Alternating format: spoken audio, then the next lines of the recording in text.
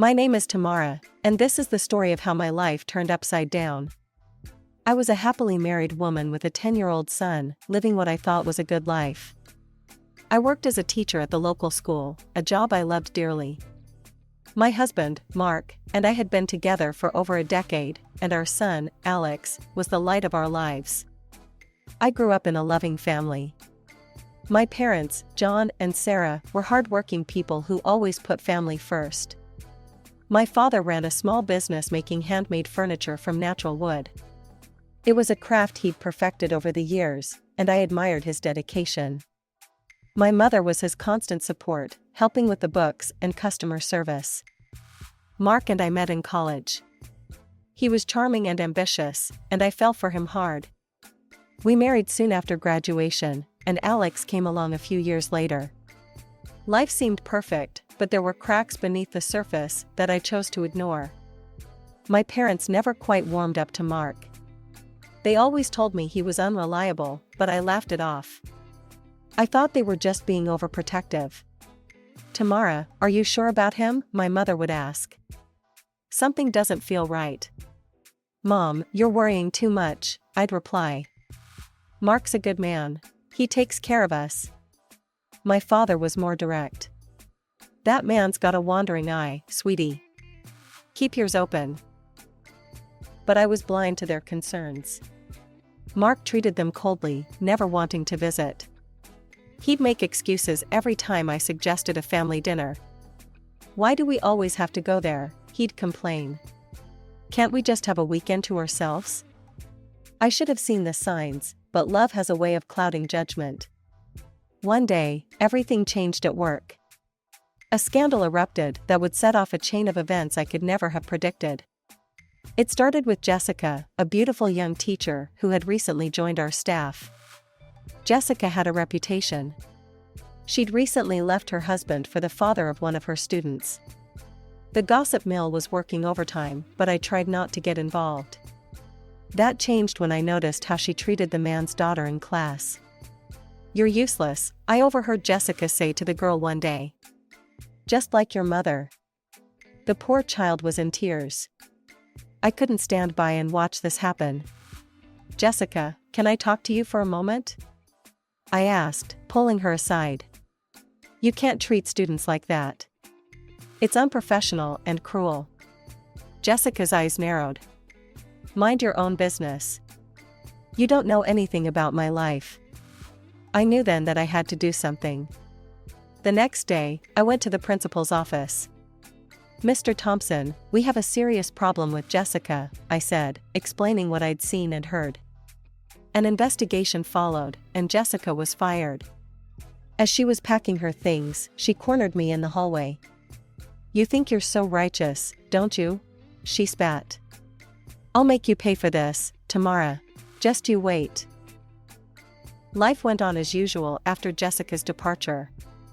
I focused on my teaching, my family, and tried to forget about her threats. At home, things were slowly unraveling, though I was too caught up in my daily routine to notice. Mark was spending more time at work, often coming home late. When he was around, he seemed distant, irritable. "How was your day?" I'd ask, trying to connect. "Fine," he'd grunt, barely looking up from his phone.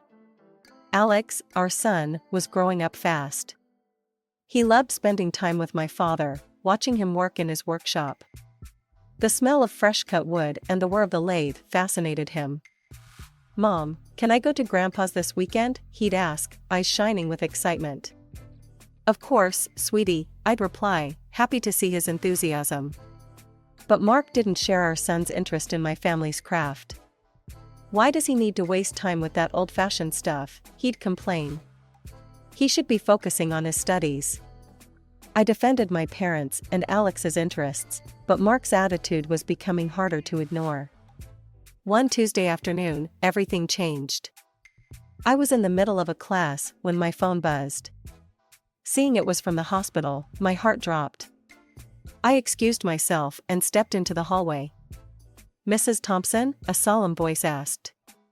"I'm calling about your parents. There's been an accident." The world seemed to tilt on its axis. My parents, the pillars of my life, were gone. A drunk driver had crossed the center line, hitting them head-on. They died instantly. I don't remember much of what happened next. Somehow, I made it through the rest of the school day, picked up Alex, and broke the news to him. His sobs tore at my heart. When Mark came home that evening, his reaction was oddly muted. "Oh," he said, his face blank. "That's unfortunate." I was too numb to process his lack of empathy. I needed support, comfort, but Mark seemed incapable of providing either. The next few days were a blur of funeral arrangements and paperwork. I took unpaid leave from work, juggling everything while trying to comfort Alex. Mark was conspicuously absent, claiming he needed to work to cover my lost income. "I'm doing this for us," he'd say when I asked for help. "Someone has to keep earning." The funeral was a small, somber affair. Friends and family gathered to pay their respects. Mark stood awkwardly at the back of the room, checking his watch every few minutes. He didn't offer a shoulder to cry on, didn't help with the guests. It was as if he was a stranger at his own in-laws' funeral. 2 weeks after the funeral, I was still struggling to find my footing. One evening, as I was sorting through my parents' paperwork, the phone rang. It was their lawyer, Mr. Jenkins. "Mrs. Thompson, I'm calling about your parents' will," he said. "Are you available to come in tomorrow?" I agreed, curious and apprehensive about what I'd learn. The next day, sitting in Mr. Jenkins' office, I listened in shock as he read out the contents of the will. My parents had left everything, their house, the furniture business, and all their savings, to Alex. They wanted to secure their grandson's future, Mr. Jenkins explained. I was touched by their thoughtfulness, but also worried about how Mark would react. When I told him that evening, his response was unexpected. "Huh," he said, a strange look crossing his face. "That's interesting." He didn't say much else, but I noticed a change in him after that. He started coming home even later, sometimes not at all. When I'd ask about his whereabouts, he'd snap at me. "I'm working hard for this family," he'd say. "Stop nagging me." I tried to be understanding, but doubt was creeping in. Was this really about work, or was there something else going on? My best friend, Lisa, noticed my distress during our weekly coffee meetup. "Tamara, what's wrong?" she asked, concern etched on her face. "You look terrible." I broke down and told her everything, about my parents, the will, and Mark's strange behavior. "I don't know what to think anymore," I confessed. "Am I going crazy, or is something really wrong?" Lisa's face grew serious. She reached for her phone, hesitated, then showed me something that made my blood run cold. It was a photo of Mark, kissing a woman who wasn't me. "I'm so sorry, Tamara," Lisa said softly. "I saw them last week. I didn't want to interfere, but you needed to know." I stared at the photo, my world crumbling around me. The woman in Mark's arms was unmistakable. It was Jessica, the teacher I'd gotten fired. How long have you known?" I managed to ask.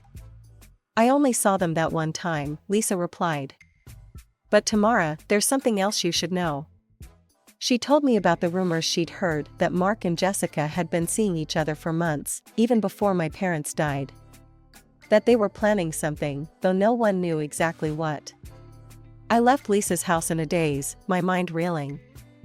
All those late nights, the irritability, the distance, it all made sense now. Mark wasn't working late, he was with her. As I walked into the house, ready to confront Mark, I was surprised to find him already there. He was sitting at the kitchen table, an uncharacteristically serious expression on his face. "Tamara, we need to talk," he said before I could even open my mouth. I sat down across from him, my heart pounding. "Yes, we do," I replied, trying to keep my voice steady. But before I could continue, Mark dropped a bombshell. "I want a divorce," he said flatly. For a moment, I couldn't speak. Despite everything I'd learned, hearing those words from him still felt like a punch to the gut. "You, what?" I finally managed to say. Mark's face was cold, devoid of any emotion. You heard me. I want a divorce. I don't love you anymore, Tamara. I'm bored with this life, with you. I found someone else, someone who understands me. I felt a surge of anger. You mean Jessica? I spat out. His eyes widened in surprise, but he quickly regained his composure. So you know, he said with a shrug. Yes, Jessica. She's the woman I've always dreamed of. Look at yourself, Tamara. You've let yourself go. You're not the woman I married. His words stung, but I refused to let him see how much they hurt. You want a divorce? Fine. You'll get one. But don't think for a second that I'll let you anywhere near my son or his money. With that, I walked out of the kitchen and up to our bedroom. My hands were shaking as I started packing a bag for myself and Alex. I knew we couldn't stay in this house anymore, not with Mark's true colors finally revealed. As I was zipping up the last bag, Alex appeared in the doorway, his eyes wide with fear. Mom? What's going on? I heard yelling. I took a deep breath, trying to compose myself for my son's sake. Alex, honey, we're going to stay at Grandpa and Grandma's house for a while, okay? But why? He asked, his voice trembling. I knelt down in front of him, taking his small hands in mine. Your dad and we're having some problems. We need some time apart to figure things out. Now, can you pack a bag with some clothes and your favorite toys? We'll leave in a few minutes. As Alex went to his room, I took one last look around the bedroom I'd shared with Mark for over a decade. How had things gone so wrong? How had I been so blind? With our bags packed, I took Alex's hand and walked out of the house, ignoring Mark's glare as we passed. As I drove towards my parents' empty house, I felt a mix of fear and determination. This was just the beginning of a long, hard fight. But for Alex's sake, I was ready for whatever came next. The first few days at my parents' house were a blur of emotions. Alex was quiet and withdrawn, spending most of his time in the workshop, running his hands over the tools his grandfather had used. As for me, I threw myself into practical matters. I contacted a lawyer, filed for divorce, and started the process of securing Alex's inheritance. My lawyer, a no-nonsense woman named Rachel, didn't mince words. This is going to get ugly, Tamara, she warned me during our first meeting. Your husband's going to fight dirty for that money. True to Rachel's prediction, things got ugly fast. Mark wasted no time in filing for full custody of Alex, citing my unstable emotional state following my parents' death. It was a low blow, but I wasn't surprised. What did surprise me was the knock on the door late one evening, about a week after we'd left. When I opened it, I found Mark and Jessica standing there, both wearing smug expressions. I felt my blood boil, but I kept my voice level. What do you want? Mark stepped forward, his face a mask of false concern. We're here to talk about Alex, Tamara. He needs his father. You're not in any condition to raise him alone. That's rich, coming from you, I spat. Where was this concern for Alex all these years? Jessica laughed, a harsh, grating sound. Oh, honey, you don't get it, do you? We're going to take everything from you. The kid, the money, all of it. I promised I'd make you pay, didn't I?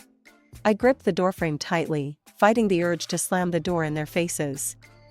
Is that what this is about, Jessica? Revenge? Partly, she admitted with a shrug. But mostly, it's about the money. Your Brat's sitting on a fortune, and Mark and I intend to enjoy every penny of it. Mark at least had the decency to look uncomfortable at her bluntness. Now, darling, let's not be hasty. Shut up, Mark, Jessica snapped. She turned back to me, her eyes glittering with malice. Listen up, Tamara. I'm going to be Alex's new mommy. I'll raise him, spend his money, and there's nothing you can do about it. Something in me snapped. All the pain, anger, and fear of the past weeks came rushing to the surface. Before I knew what I was doing, my hand shot out and connected with Jessica's face with a resounding slap. She stumbled back, shock written all over her face. Mark caught her, looking between us with wide eyes. "Get off my property," I said, my voice low and dangerous. "Both of you. And if you ever threaten my son again, I'll do a lot worse than slap you." I slammed the door shut, my heart pounding. As soon as it was closed, I sagged against it, trembling. What had I done? I'd just handed them ammunition to use against me in court. "Mom?" Alex's small voice came from the stairs. "What's going on?" I turned to see him standing there, fear evident in his eyes. I forced a smile onto my face. "Nothing, sweetheart. Just some grown-up stuff. Why don't we make some hot chocolate?" As I led Alex to the kitchen, my mind was racing. I needed to call Rachel, to tell her what happened. We needed a plan. The next few weeks were a whirlwind of legal meetings, court appearances, and sleepless nights. One afternoon, as Alex was at a friend's house, Rachel called with news. "Tamara, we've got a break," she said, her voice tight with excitement. "Remember the woman whose husband Jessica stole? She's agreed to testify." My heart leapt. "That's great news. What will she say?" "Everything," Rachel replied. "How Jessica manipulated her way into their lives, how she mistreated the daughter. But be prepared. Mark and Jessica won't go down without a fight." She was right. The day of the custody hearing arrived, and the courtroom was tense. I sat on one side with Rachel, while Mark and Jessica sat on the other with their lawyer, a slick-looking man in an expensive suit. The judge, a stern-faced woman named Judge Martinez, called the court to order. "We're here to determine custody of Alexander Thompson," she announced. "Let's begin." Mark's lawyer went first, painting a picture of me as an unstable, grieving woman unfit to care for a child. He brought up the slap incident, twisting it to make me sound violent and unpredictable. When it was our turn, Rachel calmly dismantled their arguments. She presented evidence of Mark's neglect, his affair, and his sudden interest in Alex only after the inheritance came into play. Then came our secret weapon. Sarah, the woman whose family Jessica had destroyed, took the stand. "Jessica came into our lives like a whirlwind," Sarah testified, her voice shaking slightly. "She seduced my husband, turned him against me. But worse, she tormented my daughter at school. Called her names, humiliated her in front of her classmates." I watched as Jessica's face paled, her eyes darting nervously around the room. Judge Martinez's expression was unreadable as she called for a recess. When court resumed, Judge Martinez's decision was swift and decisive. Having heard all the evidence, she began, "I find that it is in the best interest of Alexander Thompson to remain in the primary custody of his mother, Tamara Thompson." I felt tears of relief spring to my eyes as Judge Martinez continued. "Mr. Thompson will have visitation rights every other weekend, supervised until further notice. Furthermore, all decisions regarding Alexander's inheritance will be made by Mrs. Thompson, with oversight from a court-appointed financial guardian." As we left the courtroom, I saw Mark and Jessica in heated discussion with their lawyer. Mark looked defeated, while Jessica was red-faced with anger. I couldn't help but overhear their conversation. "Well, that's it then," Mark said to Jessica in an ingratiating tone. "Maybe it's for the best. The kid was always a burden anyway. It'll be easier for us if Tamara's his guardian." Jessica's face contorted with fury. "Easier for us?" she screamed, not caring who heard. "I don't need you without the money, you idiot. I needed that inheritance, not you and your bastard." Mark stood there, shoulders slumped, at a loss for words. Jessica stormed off, leaving him alone in the hallway. The months following the custody hearing were a time of healing and new beginnings. Alex and I settled into a routine in my parents' house, which now felt more like home than ever. I decided to take a leave of absence from teaching to focus on our family and figure out our next steps. One crisp autumn morning, as I was sorting through some of my father's old paperwork, I came across detailed plans for the furniture business.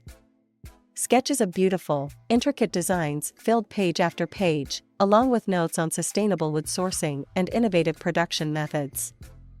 As I flipped through the pages, an idea began to form. My father had built this business from nothing, pouring his heart and soul into every piece he created. Could I do the same? Could I honor his legacy by continuing what he started? The thought both excited and terrified me. I knew nothing about running a business, let alone one as specialized as handcrafted furniture. But as I looked at Alex, happily playing with some wood scraps in the corner of the workshop, I knew I had to try. The next day, I called my father's old business partner, Tom. "Tamara, it's good to hear from you," Tom's gruff voice came through the phone. "How are you holding up?" "I'm doing better, Tom," I replied. "Listen, I've been thinking about Dad's business. I want to restart it." There was a pause on the other end. "Are you sure about this, Tamara? It's not an easy business, especially these days." "I know it won't be easy," I said. "But I have to try. For Dad, for Alex, for myself. Will you help me?" Tom's chuckle warmed my heart. "Of course I'll help. Your dad would be proud of you, you know." Over the next few weeks, Tom became my mentor, teaching me everything he knew about the furniture business. We pored over Dad's old designs, discussed suppliers, and planned our revival strategy. As word spread that we were reopening the business, old customers started reaching out. Many shared fond memories of my father and expressed their excitement about the revival. One Saturday morning, as Alex and I were setting up our first small showcase in the workshop, there was a knock at the door. To my surprise, it was Sarah, the woman who had testified at the custody hearing. "I hope you don't mind me dropping by," she said hesitantly. "I heard you were reopening your father's business, and, well, I wanted to see if you needed any help." I was touched by her offer. "That's so kind of you, Sarah. Please, come in." As we talked, I learned that Sarah had experience in marketing and social media. Her enthusiasm for our project was infectious, and before long, we were brainstorming ideas for promoting the business. "You know," Sarah said thoughtfully, "there's a big market for sustainable, ethically produced furniture these days. Your father's commitment to using responsibly sourced wood could be a real selling point." I nodded, feeling a surge of excitement. "You're right.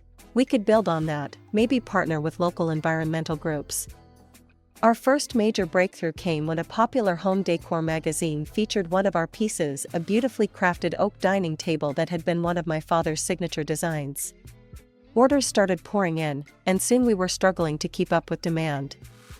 I hired a few of my father's old craftsmen who were eager to return to work, and even brought on an apprentice, a young woman named Maya who showed incredible promise. One evening, as I was locking up the workshop, I received an unexpected call. It was Mark. "I messed up, Tamara. Jessica, she left me. Turns out she was just after the money, and when that didn't pan out." Part of me wanted to feel satisfied, to revel in his misfortune. But mostly, I just felt tired. "I'm sorry to hear that, Mark. But why are you telling me this?" "I was hoping, maybe we could try again?" "For Alex's sake," he ventured. I closed my eyes, took a deep breath. "No, Mark. That's not going to happen. We've both moved on. You should focus on being a better father to Alex during your visitations."